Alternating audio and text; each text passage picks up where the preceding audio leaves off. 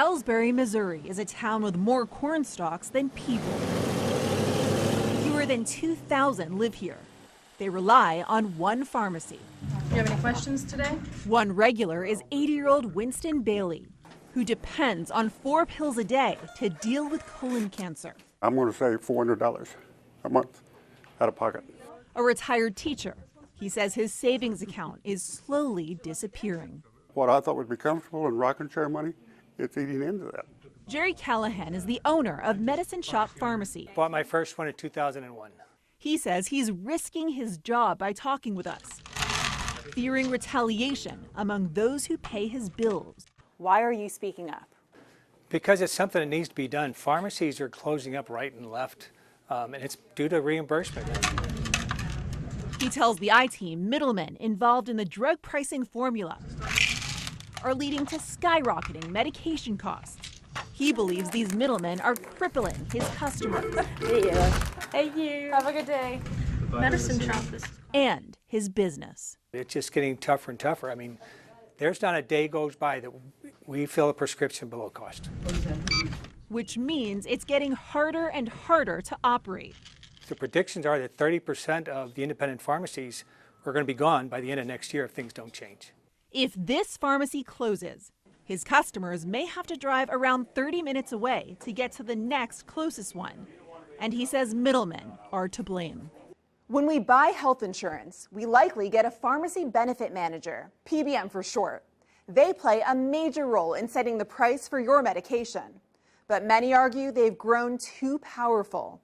Industry associations say the top 3, CVS Caremark, Express Scripts, and Optum Rx, control 80% of the prescription drug market. That impacts what you pay. Take Humalog, a type of insulin for people with diabetes. It's sold to pharmacies at $264. The generic version is $24. But insurance usually only covers the more expensive drug. Why? The nonprofit Pharmacists United for Truth and Transparency says PBMs get rebates from brand names. The result, more limited options for pharmacies and patients, while PBMs make a profit. A spokesperson from the industry association representing PBMs disagrees.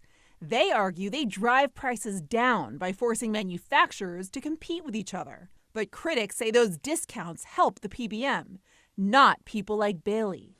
And what's worse, this pharmacy owner says they're operating in secrecy. They at least need to be transparent. There are efforts.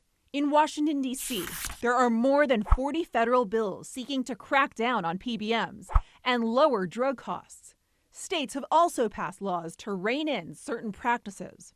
In Illinois, a bill was passed this year protecting pharmacists from speaking out about PBMs without retaliation. The goal? More transparency. Industry sources say Missouri has a ways to go, without any sort of PBM legislation passing in nearly a decade. And if that trend continues, Callahan says this town's only pharmacy may have to close its doors on its neighbors. It's just unreal. It's horrible. Who would not have a neighborhood store to buy their medication. Oh, it's really sad. If they can even afford it. A spokesperson with a PBM industry association says they're not to blame for rising drug prices or for independent pharmacies closing. Instead, they say the bigger problem starts with drug companies that set and raise prices.